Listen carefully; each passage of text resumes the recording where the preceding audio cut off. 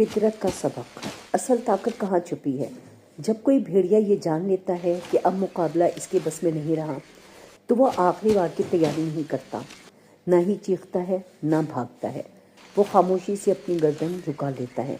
ये कमज़ोरी नहीं, एक ऐलान होता है, मैंने लड़ना छोड़ दिया है। और ऐन इसी लम्हे हैरत अंगेज़ बात ये होती है कि दूसरा भेड़िया रुक जाता है। न इसलिए कि वो वार नहीं कर सकता, बल्कि इसलिए कि वो जानता है असल ताकत ख़त्म करने में नहीं, रोक लेने में होती है। फितरत का एक खामोश कानून है जो किसी किताब में नहीं लिखा, मगर हर जी रूह के अंदर कंदा है। जो खुद को तस्लीम कर ले, इसे मिटाया नहीं जाता।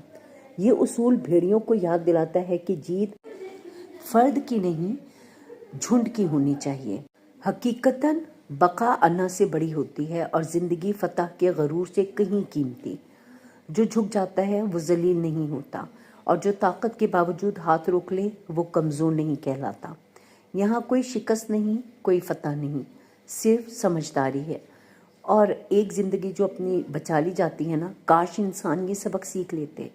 काश हम अना, ज़िद और ताकत के नशे में एक दूसरे को रौंदने की बजाय ये समझ लेते कि असल अज़मत माफ़ कर देने में है, क्योंकि जवाब हमें बाहर ढूंढने की ज़रूरत ही नहीं थी।